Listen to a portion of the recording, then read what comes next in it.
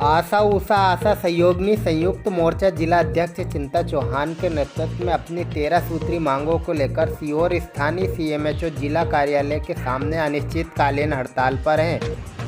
मंगलवार को हड़ताल के 5 दिवस पूर्ण हो चुके हैं। आशा उषा आशा सहयोगी कार्यकर्ताओं का कहना है कि प्रदेश में गर्भवती महिलाओं, धात्री माताओं, नवजात शिशुओं के साथ आम जनता की स्वास्थ्य की देखभाल में दिन रात काम कर रही प्रदेश के आशा पर्यवेक्षकों के प्रति प्रदेश सरकार एवं राष्ट्रीय स्वास्थ्य मिशन का रवैया बेहद संवेदनहीन रहा है। प्रदेश के हजारों आशा कार्यकर्ताओं केवल 2000 रुपये मासिक के बेहद अल्प वेतन में काम करने के लिए विवश है।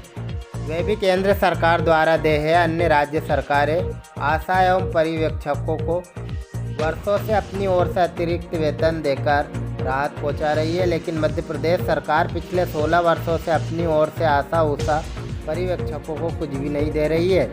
सरकार की इस रवैये से प्रदेश की आशा उषा एवं पर्यवेक्षक बेहद आहत हैं।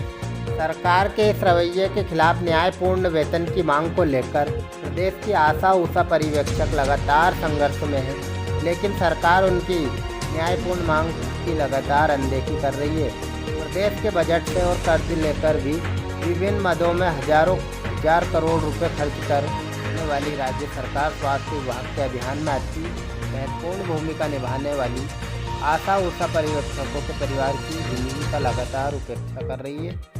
इन कार्यकर्ताओं का यह भी कहना है कि मार्च माह में फरवरी का इंसेंटिव भी काट कर डाला गया है, जबकि साल भर की एक्टिविटियों का रुका हुआ इंसेंटिव पूरा देने की वजह काट लिया गया है।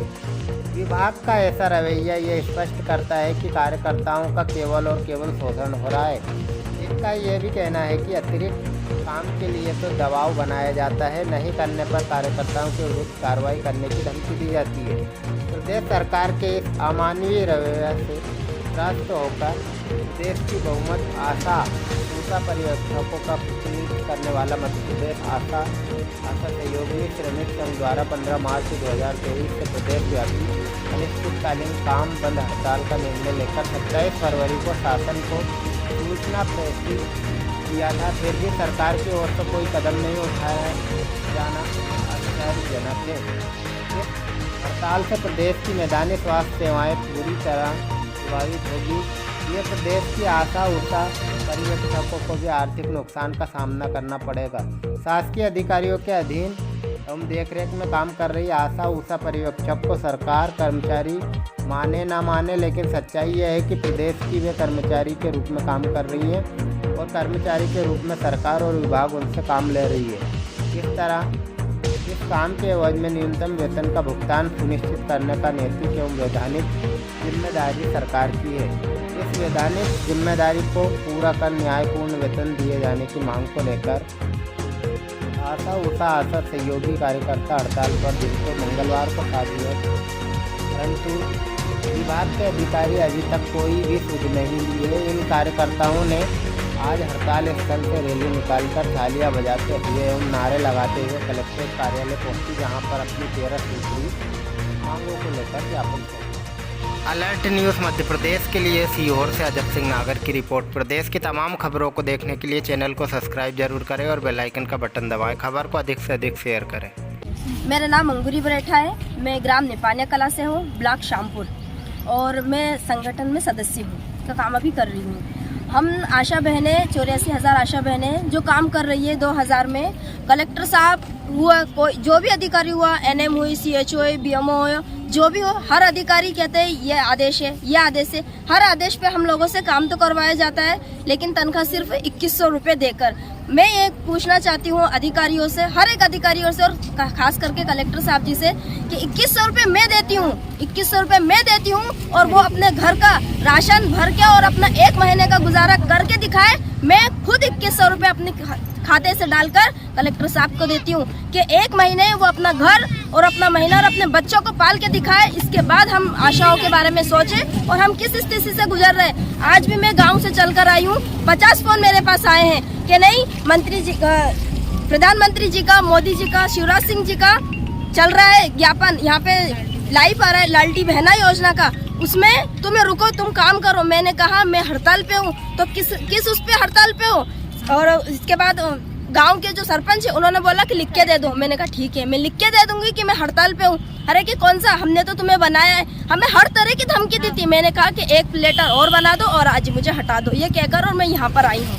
लेकिन अपने अधिकार के लिए लड़ना है और मेरा सब अनिश्चितकालीन हड़ताल पर बैठे हुए हैं और हमारी जो मांगे हैं वो 13 सूत्रीय मांगे हैं, उसमें से कुछ तो पूरा करें। मेन मांगे तो ये है कि जो एमडी मैडम के द्वारा 24 जून को 2021 में जो बोला गया था कि आशाओं का 10,000 और आशा सहयोगियों का 15,000 कर देंगे, वो अपनी बात पर खरी क्यों नहीं उतरी? क्या आशा सहयोगी से इतना काम लिया जाता है तो उनको जीने लायक वेतन नहीं दे सकते?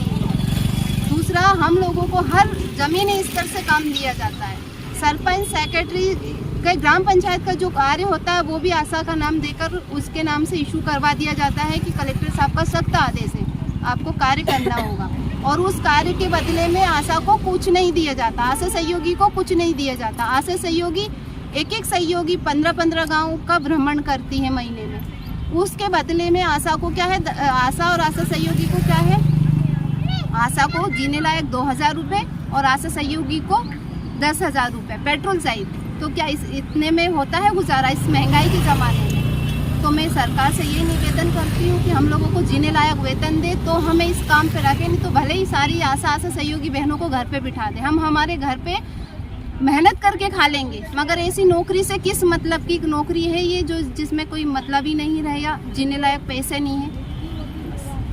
मैं आष्टा ब्लॉक से पवित्रा शर्मा, आष्टा ब्लॉक की अध्यक्ष हूँ। और मैं ये चाहती हूँ सरकार से कि जब सरकार गांव वालों को इतना कुछ दे रही है, बहुत योजनाएं बनाई, हम ये नहीं कह रहे नहीं बनाई है, सरकार ने इतनी योजनाएं बनाई कि जिसकी मेरे को गिनती भी नहीं पता है। जैसे सरकार गाँव में पेंशन दे रही है, गाँव में महिलाओं को 16,000 रुपये दे रही है, और उस महिला को 16,000 रुपये दे रही है। सरकार कहती है हमारे मामा भानेज को लड्डू खिलाने का पैसा दे रहा है, वो मामा उसको लड्डू खिला रहा है। और जो महिला जो आशा कार्यकर्ता उसका पंजीयन करवाती है, उसको डिलीवरी करवाने के लिए ले जाती है, उसके बच्चे की 42 दिन तक जांच करती है, उस आशा को क्या दिया जा रहा है? 2,000 रुपये। उसकी डिलीवरी करती है, दाई और जैसा भी काम कर रही है हमारी आशा कार्यकर्ता, बच्चों की जान बचा रही है, माताओं की जान बचा रही है, उसके बाद भी आशा को 2,000 रुपये दिए जा रहे हैं। सरकार को शर्म आनी चाहिए थोड़ी बहुत। हमको क्या समझती है सरकार? हमको गांव का नागरिक भी नहीं समझती है क्या सरकार? जब गांव की नागरिक को लाडली बहन बनाकर 1,000 रुपये दे रही है, तो क्या हम लाडली बहन भी नहीं है क्या उनकी? हमको क्या समझ रखा है? ये बता दे हमको एक बार सरकार से। हम मामा जी से चाहते हैं कि हमको एक बार बता दे कि हम क्या है, हम क्या लेती है काम। ऐसा कौन सी योजना है जिसका काम हमसे नहीं ले रही है सरकार? टोटल योजनाओं का काम हम दे रहे हैं सरकार को, उसके बाद भी सरकार हमको 2,000 रुपये दे रही है। ये शर्मनाक है।